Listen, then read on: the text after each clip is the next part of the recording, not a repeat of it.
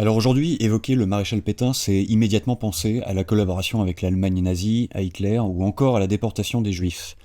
Son nom est automatiquement associé à une vision fasciste de la société, une image largement diffusée dans les médias, l'éducation nationale et en général dans l'espace public. On dirait qu'il est de bon ton d'en penser du mal. Pourtant, l'histoire est rarement manichéenne. Entre le tout noir et le tout blanc, il existe des nuances qu'il est essentiel d'explorer, et c'est ce que je vais tenter de faire avec la lecture d'une lettre familiale, que j'ai trouvée particulièrement intéressante. Mon grand-père y répondait à mon cousin, qui comprenait pas pourquoi Pétain était si controversé, alors que ses propres grands-parents en gardaient plutôt une image positive. Sa réponse, riche en arguments et étayée par des sources historiques concrètes, est truffée de citations et d'éléments sourcés. Ce témoignage offre un éclairage différent, bien loin des idées reçues et surtout du prêt-à-penser qu'on nous rabâche. Il mérite vraiment qu'on s'y attarde parce que comprendre le passé, c'est aussi accepter de questionner les récits établis. J'ai donc pensé qu'il serait utile d'en faire la lecture à voix haute, pour rendre cette lettre plus accessible et partager cette perspective souvent ignorée. Bonne écoute. Lettre à Antoine, au sujet du maréchal Pétain et du général de Gaulle. Par Michel de Pinfintegno. Mon cher Antoine, je reviens un peu plus longuement sur ta lettre du 11 avril, qui mérite une réponse plus argumentée et charpentée. Tu as en effet clairement posé le problème. Je veux donc y répondre avec quelques précisions historiques concrètes pour rester à l'écart de toute passion idéologique ou politicienne. Reprenons les termes précis de tes questions. À propos de notre programme d'histoire, m'écris-tu, nous avons vu la Seconde Guerre mondiale, avec le rôle de la France. Nous revenons donc sur la libération, la fin du régime de Vichy, les jugements de Pierre Laval et du maréchal Pétain. Ce dernier nous est décrit comme un collaborateur qui a été gracié pour sa bravoure et son dévouement à la France durant la Première Guerre mondiale. Je voudrais savoir pourquoi les parents, vous-même et d'autres, ne présentaient pas du tout les choses comme cela. Notre professeur, passionnée et passionnante, décrit Pétain comme un collaborateur et le général de Gaulle comme un sauveur à qui tout a réussi. Ces questions me trottent dans la tête depuis longtemps. C'est pourquoi je suis content de pouvoir enfin les écrire. Ce n'est pas par hasard, Antoine, que ces choses te trottent dans la tête depuis longtemps, alors que tu n'as que 18 ans. Comment un jeune Français qui a un tant soit peu à cœur l'honneur de son pays peut-il supporter un enseignement de l'histoire qui présente comme traître à la patrie l'immense majorité de ses concitoyens qui, pendant 5 années d'occupation allemande, sont restés fidèles à leur sol, refusant la solution de la fuite en Angleterre, préférant la fidélité au maréchal Pétain, luttant et résistant derrière lui en attendant de pouvoir rejoindre l'armée d'Afrique reconstituée par le général Weygand et le maréchal Juin, conformément aux ordres du maréchal Pétain.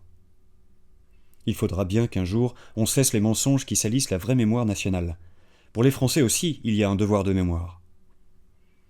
Il faut être conscient, Antoine, que le devoir de mémoire exige aujourd'hui un grand courage, car il se heurte à la quasi-totalité des institutions contrôlées par les pouvoirs publics, qui tiennent leur légitimité de la thèse de l'usurpation et de la trahison du régime de Vichy. Il nous faut nous-mêmes, donc, Antoine, éviter l'amalgame inverse, nous garder d'opposer personnalité contre personnalité, partisanerie à partisanerie, et chercher ce que répondent les faits historiques aux accusations majeures faites au gouvernement du maréchal Pétain. Quelles sont ces accusations ? Première accusation, un armistice déshonorant. C'est l'affirmation du général de Gaulle, en juin 1940, selon laquelle l'armistice de juin 1940 était déshonorant. D'où il découlait que tous ceux, civils ou militaires, qui n'ont pas rejoint le général de Gaulle depuis 1940, sont des traîtres. Ils doivent être punis comme traîtres. Parole du général Leclerc. L'armistice de 1940 était-il déshonorant ? De telles déclarations de rupture ont-elles été 1. Justifiées par les faits historiques et 2. Salutaires pour le bien de la France.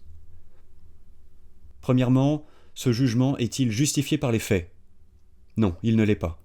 Le général de Gaulle lui-même le suggère lorsqu'il dit dans son message radiodiffusé de l'été 1940 « La France a été foudroyée par la force mécanique et manœuvrière de l'ennemi. » De toute évidence, la défaite de 1940 a eu sa cause ailleurs que dans la volonté du maréchal. La France avait été foudroyée par l'énorme supériorité des divisions blindées et des escadres aériennes allemandes qui venaient d'anéantir la Pologne en septembre 1939 avec 60 divisions appuyées par 1500 avions de combat avant de se jeter sur la France. À son tour, la France a été anéantie. Elle avait été abandonnée en pleine bataille, dès le 24 mai 1940, par ses alliés les Anglais. Leur chef, Lord Gort, donna ce jour l'ordre de repli aux troupes britanniques sans même prévenir l'état-major français. La France s'est donc retrouvée seule lorsque la foudre allemande est tombée, alors qu'en mai-juin 1940, l'Allemagne pouvait s'appuyer sur l'armée soviétique à laquelle elle était liée par le traité germano-soviétique de 1939. C'était l'époque où les chefs de la gauche gouvernementale française attisaient la lutte de classe, poussaient à la défection militaire, au mépris du drapeau et incitaient à toutes les formes de désarmement. Époque où l'ancien ministre de l'Instruction publique, maintenant l'Éducation nationale, était cité pour des insultes grossières contre la France. Époque même où Léon Blum, qui fut président du Conseil des ministres de la Troisième République, avait proclamé à la Chambre, au moment où les socialistes réduisaient notre armement militaire, « Moi, du moment qu'on l'on démolit l'armée, j'en suis ». Époque où l'on pouvait entendre à l'Assemblée nationale des députés appeler ouvertement à la trahison. Exemple, l'appel du député Arthur Ramette, s'élevant contre les programmes militaires qu'il appelait « la guerre impérialiste », car pour lui, ce n'était pas Hitler qui était impérialiste, c'était la France. Ramette poursuivait. Notre rôle à nous est de travailler à transformer la guerre impérialiste en guerre civile. Voilà notre doctrine. Dans le journal officiel du 15 juin 1934. Ce n'était pas là seulement du délire. Les actes suivirent.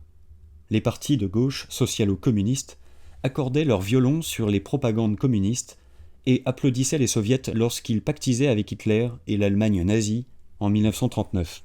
Lorsque l'Allemagne nazie s'est jetée sur la France, notre pays sortait des longues années de gouvernement pacifiste et anti-militariste. C'était l'époque du Front populaire. N'oublie pas, Antoine, ces pages de honte, où l'on vit les gouvernements de gauche livrer des armes aux révolutionnaires rouges de la guerre d'Espagne, pendant qu'ils réduisaient massivement les programmes militaires en France. La France avait été désarmée par ces mêmes politiciens qui entoureront le général de Gaulle, réfugié à Londres, et qui mèneront avec lui la campagne d'accusation de trahison et de contestation de l'armistice. Le maréchal Pétain, qui avait mené les armées françaises à la victoire, n'avait pas oublié qu'en 1918, celles-ci ne représentaient que 37% des forces alliées. Le reste, soit 63%, c'étaient les Anglais et les Américains. Il savait, a fortiori qu'en 1940, la France ne pouvait lutter seule contre l'Allemagne. Rappelle-toi qu'en 1939, la France ne pouvait compter sur l'Amérique, qui demeura dans son splendide isolement jusqu'à ce que l'attaque surprise de Pearl Harbor par les Japonais la sorte de l'inconscience le 7 décembre 1941. La France ne pouvait compter non plus sur l'URSS, qui était alors l'allié d'Hitler, par le pacte germano-soviétique d'août 1939. Quant à l'Angleterre, son unique allié, elle ne put, en septembre 1939, engager en France que 2 divisions. En 1940, elle engagea 10 divisions, dont une seule blindée. Participation symbolique, même jointe aux 81 divisions françaises, cela ne pouvait faire le poids face à la Wehrmacht, qui disposait alors de 136 divisions, dont 10 blindées et 5 motorisées, protégées et appuyées par une aviation qui, par la quantité et la qualité de ses matériels, possédera la maîtrise du ciel. Comment donc la France, désarmée par les gouvernements des années 1935-1940, isolée sinon méprisée, dans le concert des nations, aurait-elle pu faire face à la tornade des armées allemandes fanatisées par le nazisme ?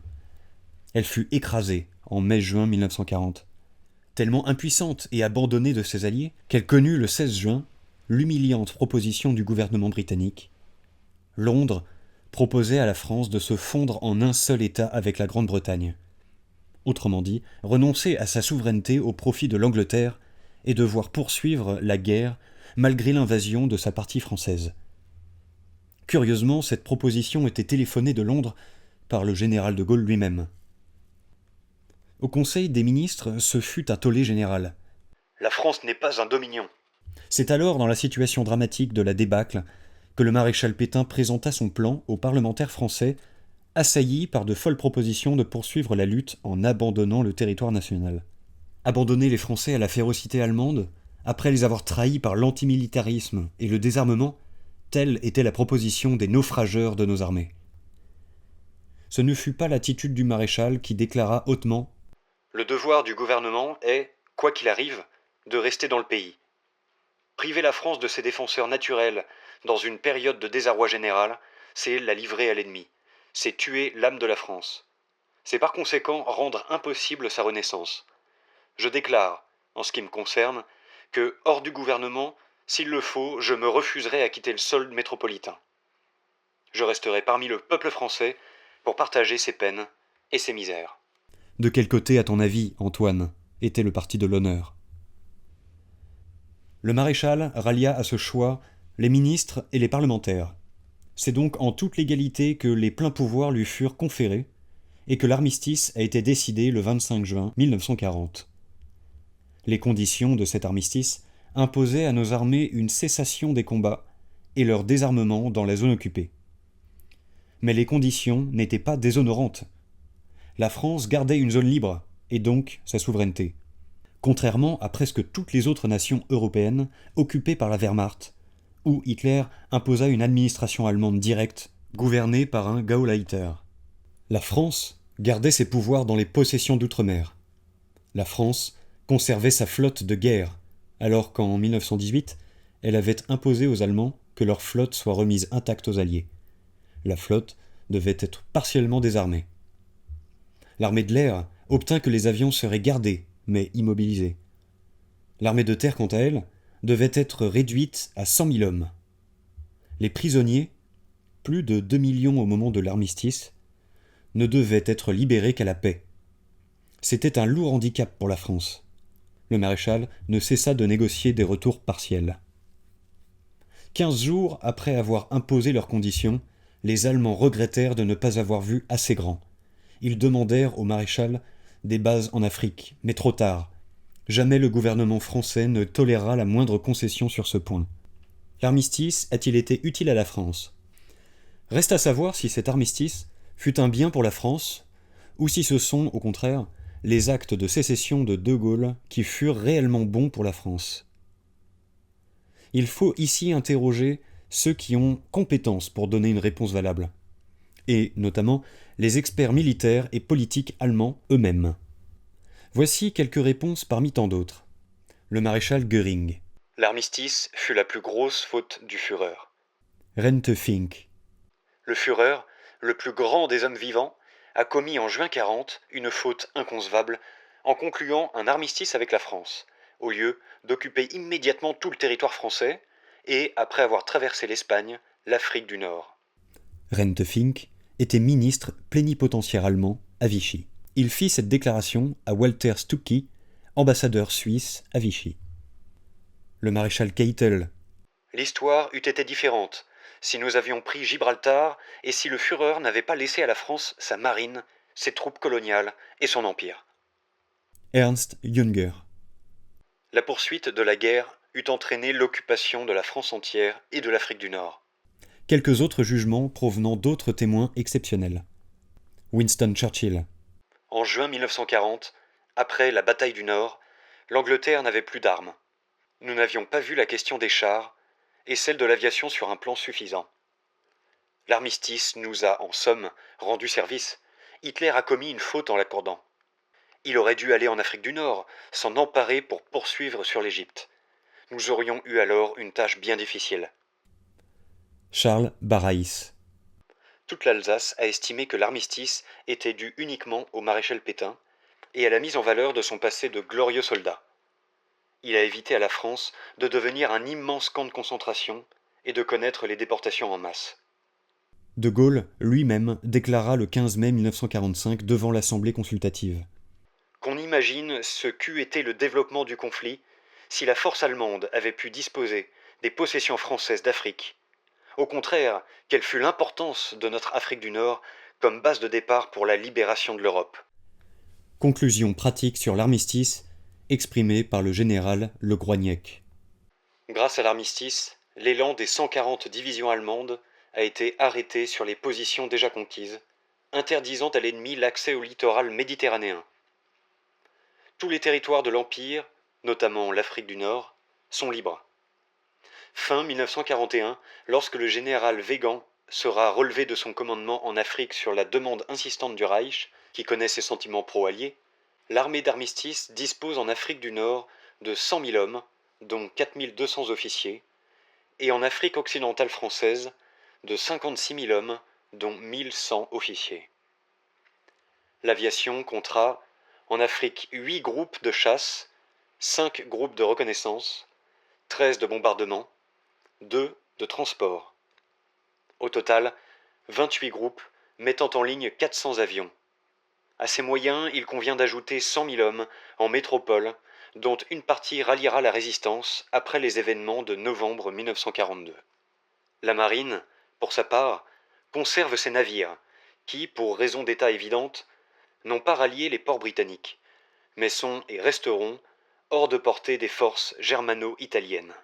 Enfin, l'armistice a évité que plus de 2 millions d'hommes viennent grossir le flot des prisonniers, qui, au nombre de 1 800 000, sont en route vers les Oflag et les Stalag. Je voudrais ici te rappeler, Antoine, à titre de témoignage personnel, que notre famille, comme de très nombreuses familles, a payé un lourd tribut à cet effort de guerre, dans les armées tout à la fois fidèles au maréchal Pétain et néanmoins engagées à fond dans diverses formes de lutte contre les Allemands. Ton papa a déjà dû te raconter les conditions dans lesquelles mon père, ton arrière-grand-père, voyait régulièrement le maréchal à Vichy. Il avait été nommé en 1941 à l'une des commissions consultatives du gouvernement, et en même temps chargé de mission par le maréchal pour la préparation, dans la zone occupée, du retour de la France au combat contre les Allemands dès que l'effort de guerre des USA et de la Russie le permettrait. C'est-à-dire dès que la reprise des armes contre les Allemands ne serait pas suicidaire. Mon père l'a payé assez cher, tu dois le savoir. Arrêté par la Gestapo le 8 février 1943 et jugé par le Reichskriegsgericht, haut tribunal de guerre du Reich, il évita le peloton d'exécution grâce à l'avancée des forces soviétiques en juin 1945. Dans le même esprit, mon frère aîné, Yann, revenu des théâtres d'opération de Syrie, s'engagea dans l'armée secrète, aux ordres du maréchal, et fut lui aussi arrêté par la Gestapo en juin 1943, à Poitiers, et déporté au terrible camp de déportation de Neuengamme jusqu'à l'été 1945. Autre témoignage familial, celui de mon frère, Yves, au Maroc. Officier de réserve, il avait été chargé de constituer des caches d'armes lourdes destinées à l'équipement de l'armée de Végan, qui deviendra l'armée du maréchal Juin, puis l'armée de Lattre. N'oublie pas non plus les actions de ton grand-père Louis Lafont, qui mit son potentiel de relations et de compétences au ministère de l'Industrie pour falsifier les documents contrôlés par les Allemands, et par ce moyen réduisit les livraisons de matériel et de matières premières que les occupants prélevaient sur la France. Cette activité au sein d'un ministère de Vichy aurait pu 100 fois lui valoir un envoi en déportation.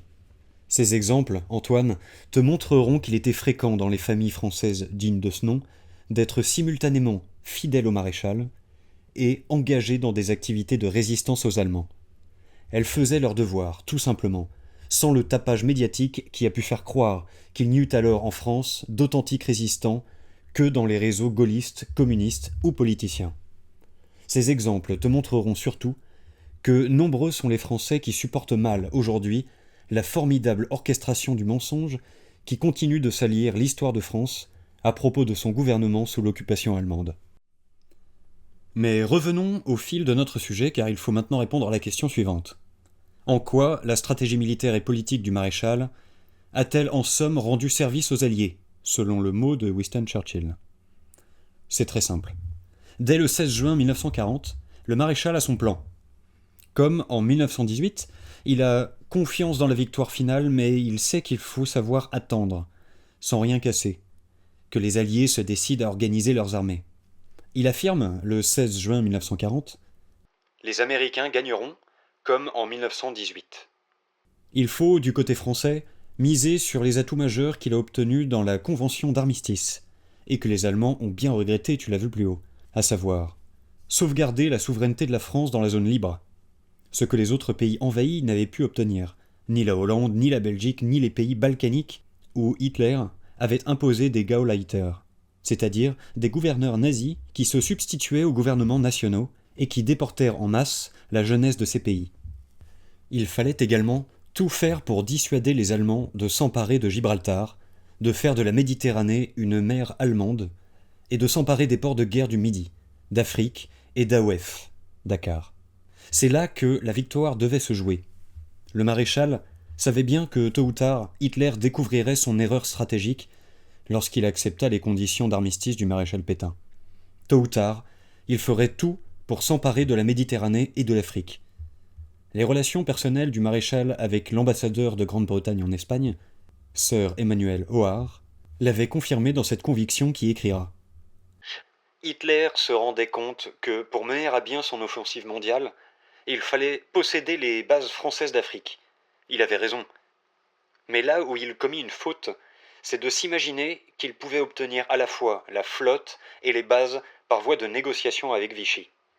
La France, c'est-à-dire le maréchal, n'eut pas la moindre intention de céder les deux instruments primordiaux de sa puissance politique. » Le maréchal répétait alors dans son entourage « Les Allemands sentent qu'ils se sont trompés, mais nous ne céderons pas. » Encore fallait-il, pour pouvoir rester ferme dans ce refus absolu, ne pas fournir à Hitler le prétexte d'intervenir par la force en Méditerranée et en Afrique.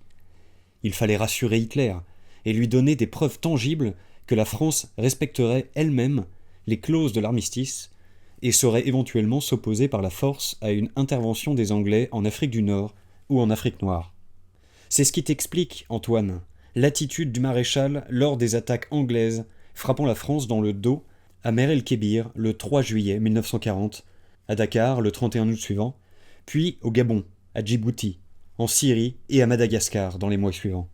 Il s'agissait de prouver à Hitler que la flotte française ferait respecter les conditions de l'armistice et s'opposerait à tout entraînement de l'Afrique dans la guerre pour faire cause commune avec les Anglais tant que les Alliés eux-mêmes s'avéraient incapables de s'opposer à une telle guerre éclair allemande en Afrique et en Méditerranée.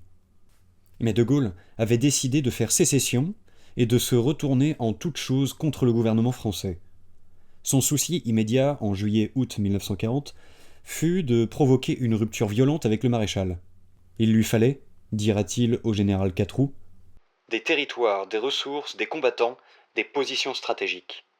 C'est donc, continuait-il avec Catroux, au démantèlement de l'Empire, puis à son rassemblement sous le signe de la France combattante qu'il faut viser. En clair, provoquer des sécessions à l'égard du gouvernement français et des ralliements à De Gaulle. Ce mot terrible, de De Gaulle, a été dramatiquement illustré et confirmé chaque fois qu'il a pris part à des actions de guerre. Où as-tu vu, en effet, De Gaulle participer à des combats, si ce n'est contre des Français? Où l'a-t-on vu engagé contre les Allemands? La date du 26 juin 1940 marque le début de la guerre franco-française qui, dans les 12 mois qui suivirent l'armistice, va tuer beaucoup plus de Français que d'Allemands. À Mer el-Kébir, c'est De Gaulle qui a inspiré l'attaque anglaise contre les Français, à Dakar. C'est encore lui qui n'a pas hésité à demander lui-même que la Royal Navy ouvre le feu sur le Richelieu, le plus puissant des cuirassés de la flotte française. De Gaulle s'était ouvert à Churchill du projet de cette attaque. Ce dernier avait tout d'abord fait la sourde oreille. Puis, il dut considérer l'intérêt que représentait Dakar, qui ouvrait la porte océanique sur l'AOF, l'Afrique occidentale française, et particulièrement sur Bamako, où se trouvaient stockées les réserves d'or de Belgique, de Pologne et de France. Autre intérêt aux yeux de Gaulle et de Churchill, la présence du Richelieu et d'unités navales d'accompagnement. L'attaque de Dakar s'est traduite par un échec total. De Gaulle avait compté sur un ralliement facile des marins à sa personne. C'est le contraire qui se produisit. Il ne faisait pas de doute, pour la marine française, que l'État français légitime était dans la personne du maréchal.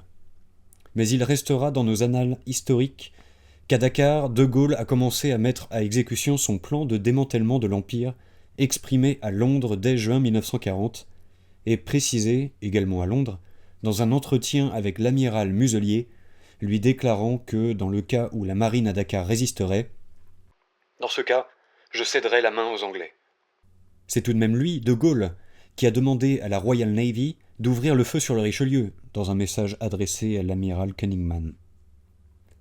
On peut comprendre ici le mot d'Antoine de Saint-Exupéry, répondant aux sollicitations des gaullistes de New York de rallier le général de Gaulle. « Je l'aurais suivi avec joie contre les Allemands. Je ne pouvais le faire contre les Français. » Et plus tard, Si je n'étais pas gaulliste à New York, c'est que leur politique de haine n'était point pour moi la vérité. peut-être, Antoine, te demandes-tu pourquoi et pourquoi il importait de défendre Dakar, même contre les attaques anglaises. La raison, là encore, est simple. Comme pour la défense de Mer el-Kébir, le refus de riposter aux attaques anglaises eut immédiatement le prétexte attendu par les Allemands pour invoquer la rupture des conventions d'armistice, envahir l'Afrique du Nord, se saisir de Toulon, Marseille, prendre le contrôle de la Méditerranée, verrouiller Gibraltar. C'était tout l'édifice de protection de l'armistice qui s'écroulait. Le général Huntiger a rapporté que, selon le haut commandement de la Wehrmacht, Moins de 8 jours après l'occupation de Dakar par les Anglais, celle de l'Afrique du Nord par les Allemands était un fait accompli. la France démantelée et ligotée, privée de ses 1 850 000 prisonniers, aurait-elle pu reprendre efficacement les armes sur des fronts 100 fois plus supérieurs à ceux de 39-40 en métropole? Évidemment, non. De Gaulle était aveuglé par son ambition politique. Son plan était suicidaire pour la France. Il l'eût été pour les Alliés également si la marine à Dakar avait craqué, ou cédé, car en 1940, les Anglais eux-mêmes étaient seuls face à l'énorme supériorité allemande, toujours unie à la Russie par le pacte germano-soviétique de 1939. Churchill rendra hommage à Pétain sur ce point en juin 1941. Je sais fort bien que tout compte fait, il est probable qu'à sa place, il sera difficile à qui que ce soit d'agir mieux. Il a à jouer une partie surhumaine. Surhumaine, vraiment. Deuxième accusation, Montoire. Et Montoire, te demandes-tu sans doute? Eh bien Montoire, dont les propagandes médiatiques ont fait la preuve de la trahison de Pétain, Montoire n'a pas eu d'autre motif que la nécessité vitale pour la France et les Alliés de rassurer les Allemands sur leurs arrières, la Méditerranée, Gibraltar, l'Afrique du Nord, afin de les inciter à se lancer dans l'aventure de la campagne contre l'Armée rouge, où la Wehrmacht subira ses premières défaites. À Montoire, le maréchal accepte de rencontrer Hitler. Pourquoi? Il s'en est expliqué avec le général Laure. Il s'agissait de pousser Hitler dans son erreur. Cette erreur que les maréchaux d'Hitler, tu l'as vu plus haut, ont considérée comme la faute mortelle du Führer. D'ailleurs, le maréchal précisera « Nous n'avons, Hitler et moi, échangé aucune parole, aucun geste, dépassant les rites traditionnels d'une rencontre diplomatique. » À Montoire, Hitler espérait tirer profit des coups de poignard de Mer el-Kébir et de Dakar pour entraîner la France dans une collaboration militaire aux côtés des Allemands. Le prestige et l'ascendant du maréchal face à Hitler permit au maréchal d'opposer un refus net et absolu. Dans son entretien avec le Führer, le maréchal s'est tenu à des négociations portant sur la libération des prisonniers, notamment des paysans dont le retour était indispensable pour éviter la famine en France, un allègement des frais d'occupation qui étranglait la vie économique, environ 800 millions de francs lourds 1998 par jour.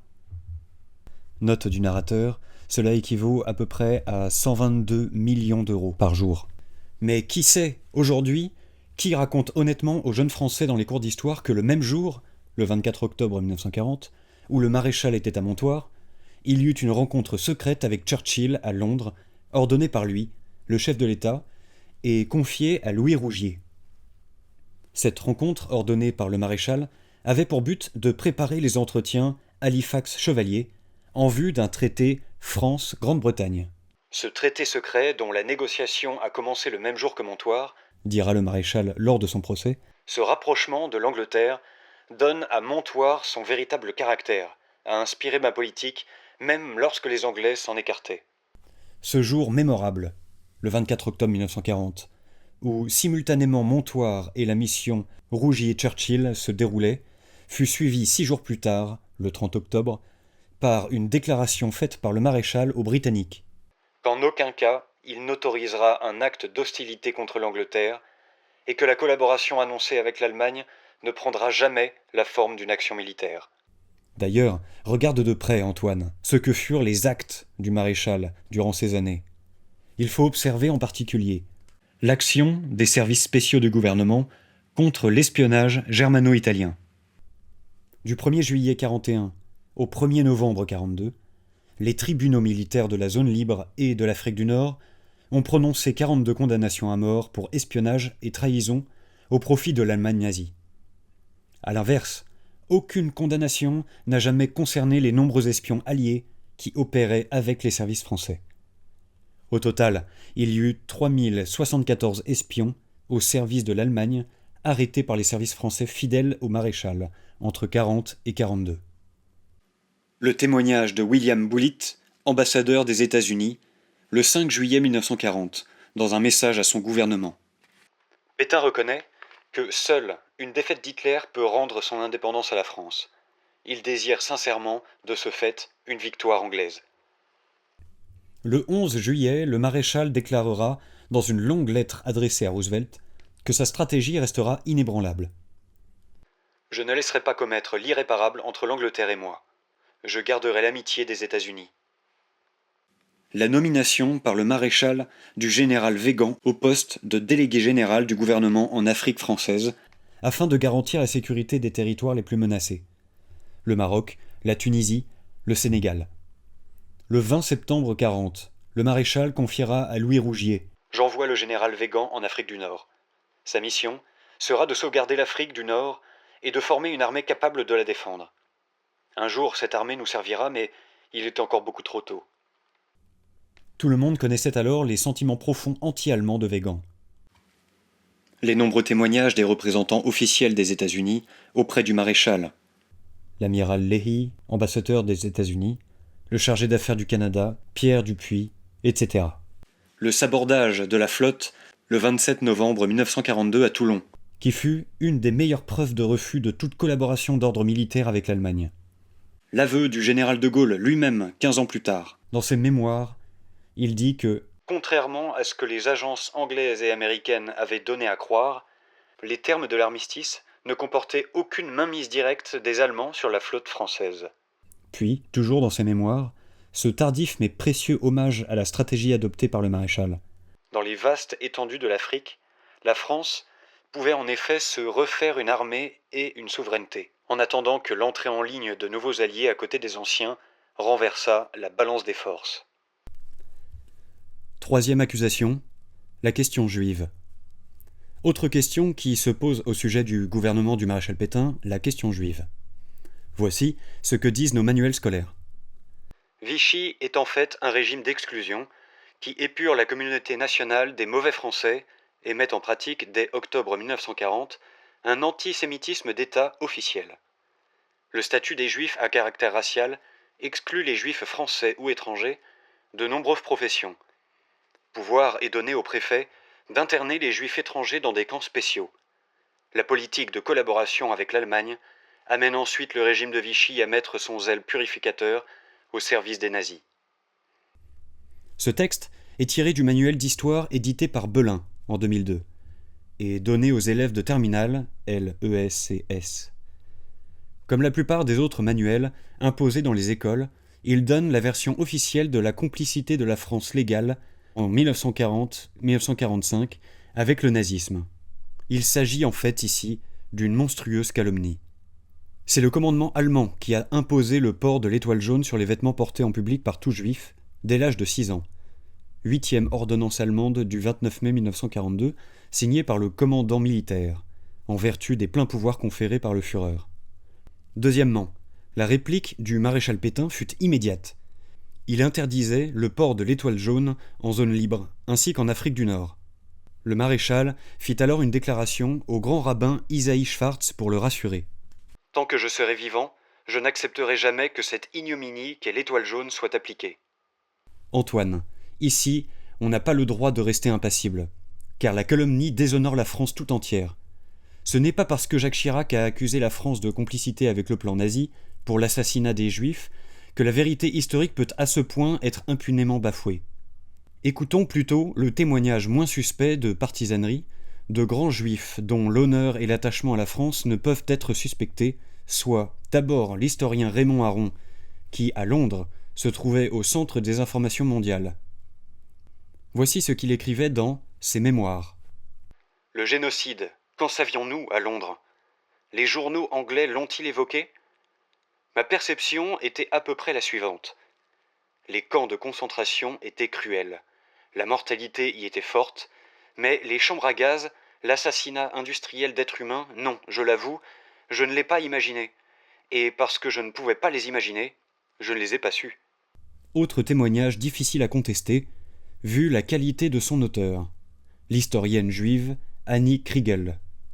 Il y a une jeune école historique qui veut mener une sorte de guerre privée et qualifiée d'héroïque contre le gouvernement de Vichy. Il me paraît absurde de renverser les choses au point de dire que non seulement le gouvernement a été complice, mais qu'il a pris l'initiative d'une entreprise de répression des Juifs. Annie Kriegel disait par ailleurs « Pour les Juifs, il me paraît peu douteux que Vichy ait été dans l'année la plus dramatique, cruciale, l'année 1942, un point d'appui qui s'est plutôt ajouté au point d'appui majeur qu'était au quotidien la société civile française, ses structures et institutions non gouvernementales. » Un autre témoignage juif, l'historien François-Georges Dreyfus, qui, évoquant la décision du maréchal de rester en novembre 1942 à son poste parmi les Français, concluait « Si le maréchal était parti, je ne serais pas là aujourd'hui. » dit-il à Radio Courtoisie le 8 novembre 1991. Maintenant, Antoine, passons des paroles aux actes et aux faits concrets car ils confirment les témoignages que je t'ai cités parmi tant d'autres. Commençons par les chiffres.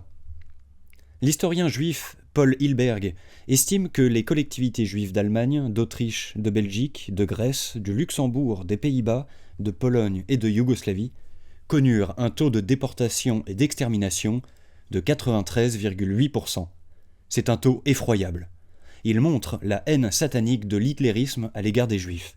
Comparons maintenant ce taux avec celui des exterminations des Juifs arrêtés en masse et déportés par les Waffen-SS en France. Une étude de l'Institut d'histoire des temps présents, diffusée par l'éditeur au nom juif de Nathan, établit le bilan suivant. 23 000 Français juifs, soit 14% de la communauté juive française, sont morts en déportation.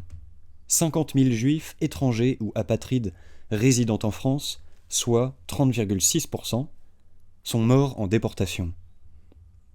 Il y a quelque chose d'atroce, Antoine, à traiter de ces horreurs en termes statistiques. Cependant, lorsqu'il s'agit des accusations non moins atroces de complicité avec les crimes nazis, accusations portées contre la France, il faut bien dire ce qu'il en fut, à savoir qu'en France, grâce à la résistance du maréchal et de la France réelle, 100% des juifs français et étrangers d'Afrique du Nord ont échappé aux déportations et aux massacres, près de 70% des étrangers juifs et 86% des juifs français résistèrent à la déportation, alors que moins de 7% de leurs coreligionnaires européens échappèrent à la mort. Penses-tu que cela se soit fait tout seul ? Il faut avoir été témoin du climat de terreur, de haine et de violence dans lequel les troupes nazies opéraient les rafles pour comprendre que ni De Gaulle à Londres, ni les rares maquis FFI dans les campagnes de France ne pesaient très lourd dans ces heures terribles. Non, crois-le bien, la vérité est ailleurs. Elle est dans le génie des administrations, des gendarmeries, des communautés religieuses, des humbles familles françaises qui cachèrent les juifs et les arrachèrent aux griffes des commandos nazis. La vérité est aussi dans la résistance du maréchal. Sais-tu, par exemple, qu'il s'est toujours opposé à l'application des ordonnances allemandes imposant aux juifs le port infamant de l'étoile jaune ? Sur ce point, comme sur tant d'autres, le maréchal jouait au maximum des clauses de l'armistice qu'il avait su faire accepter par Hitler, spécialement en ce qui concernait le respect de la souveraineté française. Constamment, les émissaires d'Hitler menaçaient le maréchal de faire subir à la France la dictature directe d'un Gauleiter, comme il l'avait fait pour les autres pays d'Europe, rappelle-toi, Hollande, Belgique, Pologne, etc. Constamment, le maréchal usant des clauses de l'armistice parvenait à réduire les prétentions arrogantes d'Hitler. Il les réduisait, mais évidemment, il ne pouvait les éluder totalement. La France était à terre, le poignard hitlérien sur la poitrine. En novembre de la terrible année 1942, alors que les Allemands ont franchi la ligne de démarcation et envahi la zone libre, le gouvernement de Führer décrète l'obligation du port de l'étoile jaune pour les Juifs de cette zone sud. Le maréchal déclare alors au grand rabbin de cette zone sud, Isaïe Schwartz, « Tant que je serai vivant, je n'accepterai jamais que cette ignominie qu'est l'étoile jaune soit appliquée en zone sud. » Ce propos soulève la violente colère du commandant des SS Auberg et de la police allemande en France. Knocken, le chef des services de sécurité et de la police de sûreté, accuse le maréchal et ses services de faire tout ce qu'ils peuvent pour empêcher la déportation des Juifs français. Et il ajoutait « Toutes les tentatives visant à modifier le point de vue du gouvernement français ont échoué. » Knocken se réfère à un entretien qu'il eut à Paris avec Eichmann, le chef d'une section anti-juive de la Gestapo. Au cours de cet entretien, il affirma que le maréchal se déclarait avec la plus grande énergie contre le fait que les juifs de nationalité française soient mis dans des camps de concentration ou évacués. Pétain menace même de se retirer. il rappelle que celui-ci s'est formellement opposé au port de l'étoile jaune, en zone nouvellement occupée. Helmut Knocken concluait sa lettre au SS-Gruppenführer Müller, office central de la sécurité du Reich à Berlin. En entreprenant maintenant la solution finale de la question juive, il faut tenir compte que Pétain s'y opposera.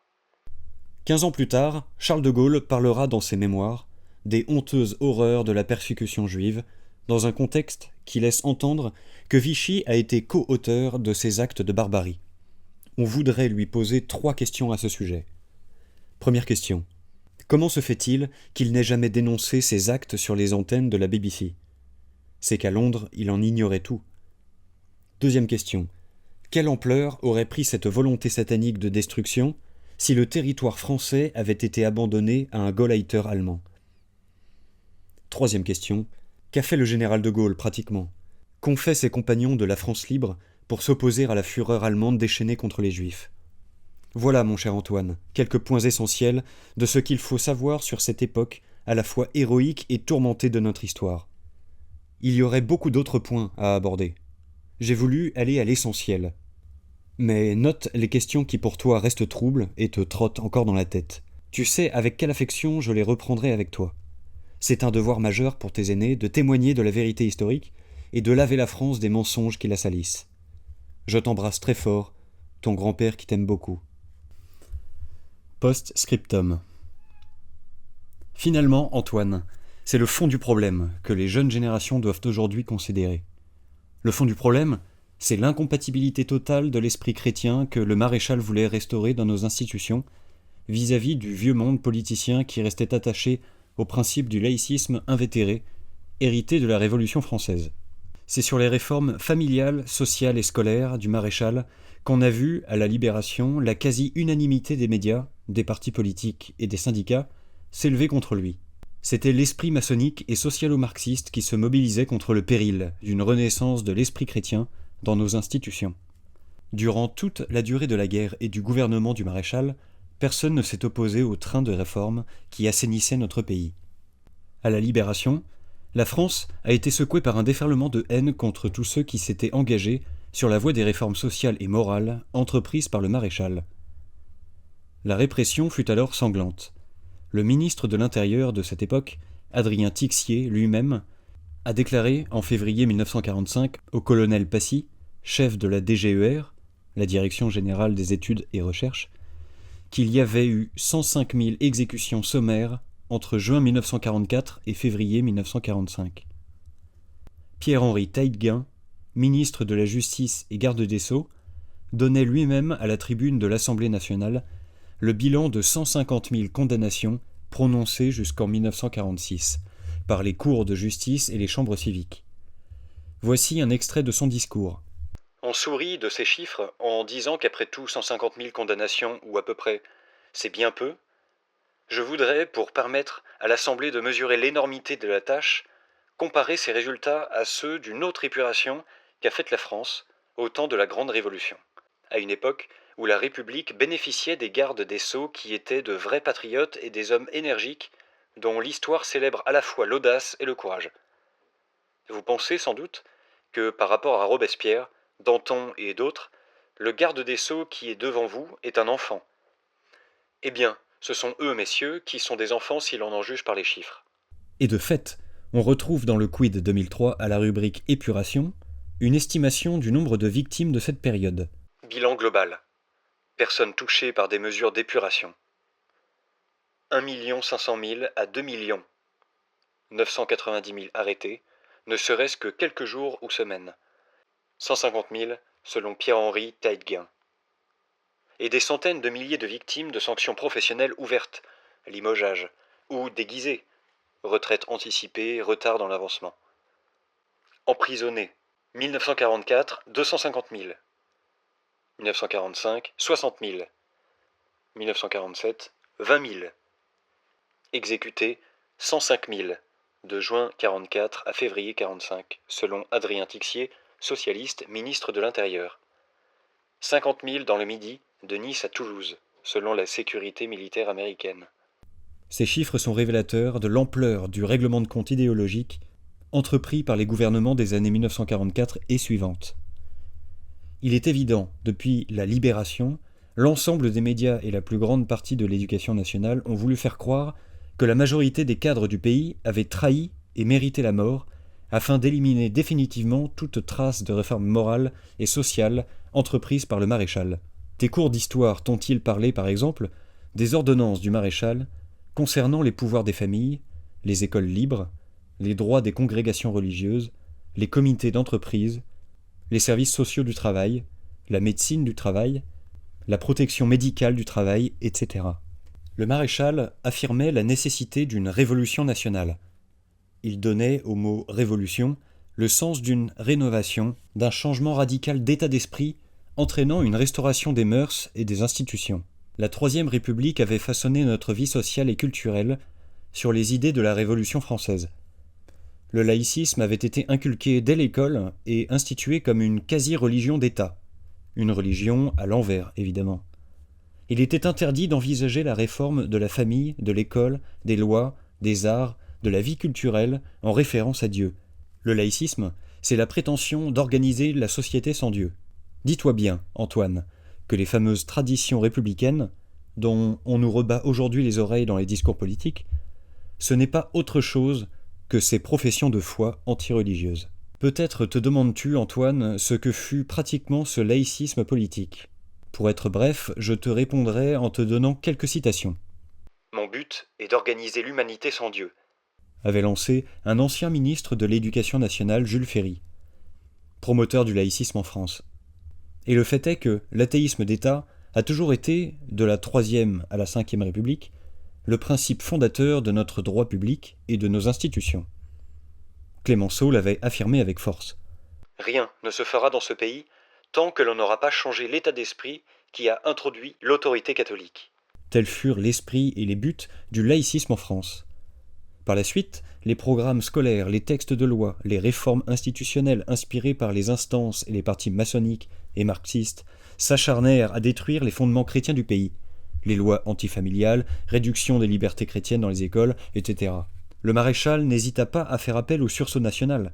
Dans son appel du 11 juillet 1940, il mit le doigt sur la plaie. L'esprit de jouissance l'a emporté sur l'esprit de sacrifice. On a revendiqué plus qu'on a servi. On a voulu épargner l'effort, on rencontre aujourd'hui le malheur.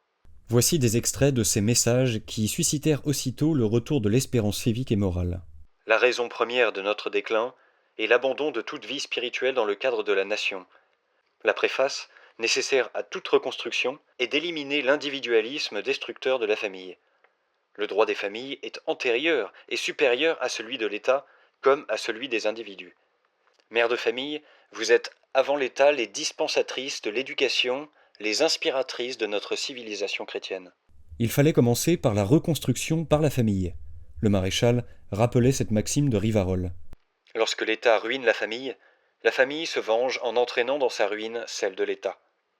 Il demandait donc la restauration de la famille. Elle est une cellule essentielle qui doit être préservée, soutenue, magnifiée. Il demandait aussi la revalorisation du sens sacré du travail. Comment restaurer le sens sacré de la famille, du travail, de l'autorité, de la patrie, sans la restauration de l'esprit chrétien ? Le maréchal respectait évidemment la juste autonomie des évêques et du clergé local, mais il inspirait, répétait, instruisait constamment le sens du sacré et de la spiritualité dans les institutions. Il fit des retouches au code de la famille, remania le statut civil et culturel de l'école, fit renaître des manuels d'histoire conformes à la vérité de notre passé chrétien, institua un service civique rural pour rapprocher les adolescents des villes, des milieux paysans qui avaient tant besoin de bras pour suppléer à l'absence des prisonniers. Il créa les chantiers de jeunesse, dont le statut paramilitaire permettait une formation morale et technique qui préparait à la reconstruction de l'armée. Il n'est donc pas étonnant que l'épiscopat français, unanime, ait soutenu l'œuvre du maréchal. Monseigneur de Lay, à Marseille, ne mâchait pas ses mots. La voix d'un père et d'un chef s'est fait entendre. La France s'est dressée, dégagée du suaire de mensonges et de paresse qui cachait son visage. Monseigneur Piguet, à Clermont-Ferrand, disait « Nous demandons à Dieu, Monsieur le Maréchal, de bénir votre personne vénérée et de lui permettre de mener à bien son œuvre courageuse et magnifique du renouveau. » Le maréchal avait décidé de rendre aux Français leur liberté religieuse et leurs racines. Il y mit beaucoup de tact, pas de changement fracassant. En bon paysan, il y alla progressivement, en associant les corps sociaux compétents, et fut suivi avec enthousiasme par l'ensemble du pays réel.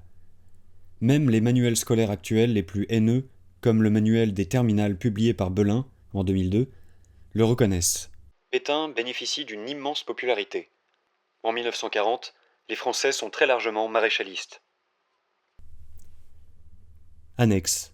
Un témoignage de poids, publié par le Figaro du 16 décembre 1997. Si Vichy n'avait pas existé.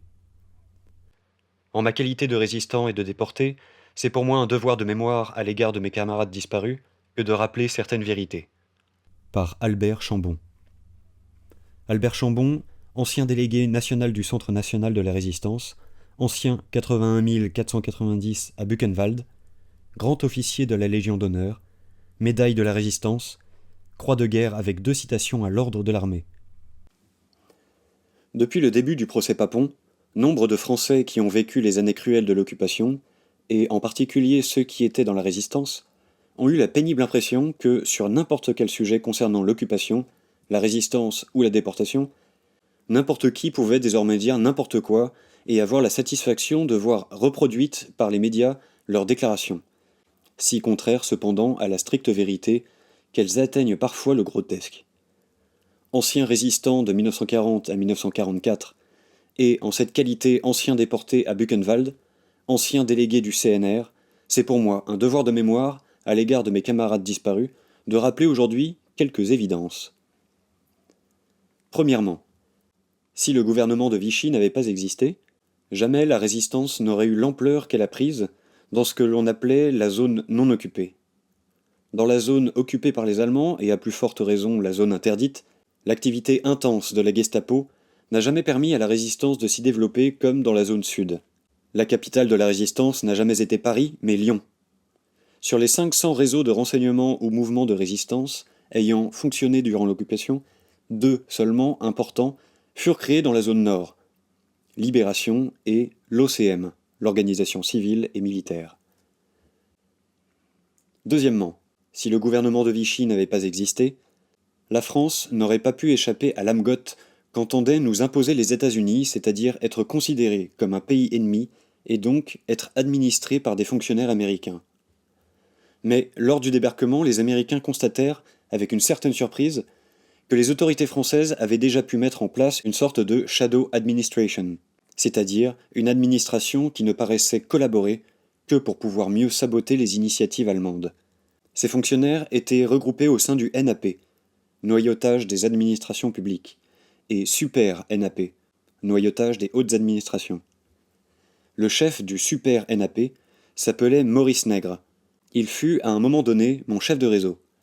Atrocement torturé lors de son arrestation, il fut déporté à Buchenwald, puis mourut quelques années après, alors qu'il avait été nommé directeur général de l'AFP à la Libération. Ainsi, ceux qui aujourd'hui emploient le mot de collaborer, pour le fait d'être restés au service appartenant à l'administration de Vichy, devraient savoir que pour les Allemands, l'activité de tous ces fonctionnaires s'appelait sabotage et leur donnait droit à être fusillés ou déportés sans jugement. Mademoiselle Suzanne Borel, qui resta jusqu'au dernier moment à Vichy, était une des figures les plus courageuses de la résistance. Elle devint, à la Libération, Madame Georges Bidault, c'est-à-dire la femme du dernier président du CNR. Il a fallu attendre 50 ans pour savoir qu'elle avait, entre guillemets, collaboré. Troisièmement, si le gouvernement de Vichy n'avait pas existé, l'armée d'Afrique du Nord n'aurait jamais pu être reconstituée par le général Weygand, sur ordre de Pétain, ce qui lui permit de participer, avec l'héroïsme que l'on sait, au combat de 1944-45. Les Allemands, comme toujours bien informés, ont tenté, sans y réussir, en novembre 1942, d'empêcher Weygand de repartir pour l'Afrique du Nord, alors qu'il se trouvait à Vichy pour y prendre des instructions au maréchal. Quatrièmement, si le gouvernement de Vichy n'avait pas existé, nous ne pourrions aujourd'hui nous féliciter que, grâce à tous ces fonctionnaires résistants qui chaque jour résistaient aux exigences allemandes, Le nombre de jeunes gens déportés en Allemagne pour le STO, le service du travail obligatoire, aurait été, conformément à la volonté allemande, le double de ce qu'il fut, de même que le nombre de juifs déportés dans des camps d'extermination aurait été, conformément à la volonté allemande, beaucoup plus que le double. Peut-être est-il bon de rappeler que l'homme juste, qu'était De Gaulle, a tenu notamment à rendre hommage dans ses mémoires à ces fonctionnaires qui, dans le domaine de l'économie, au risque de leur vie, résistèrent constamment aux ordres impérieux qu'ils recevaient des autorités d'occupation. Cinquièmement, si le gouvernement de Vichy n'avait pas existé, la France déjà exsangue en 1942 aurait été mise à feu et à sang par le bourreau de Prague, le Gauleiter Heydrich, qui avait été déjà dépêché en France par Hitler pour administrer notre pays. L'opiniâtreté du maréchal Pétain a demeuré encore à Vichy, malgré sa perte évidente de tout pouvoir à cette époque, permis à la France d'échapper au sort qui lui était destiné par le maître du Troisième Reich. Le maréchal Pétain.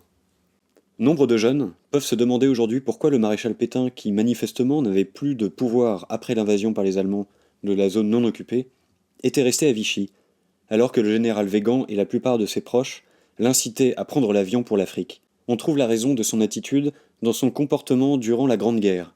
En effet, si Pétain, en 1917, après l'échec de la bataille du Chemin des Dames et après les mutineries qui s'ensuivirent dans l'armée, fut nommé commandant en chef, c'est parce qu'il avait la réputation d'être avare du sang français et possédait un grand sens de l'humain.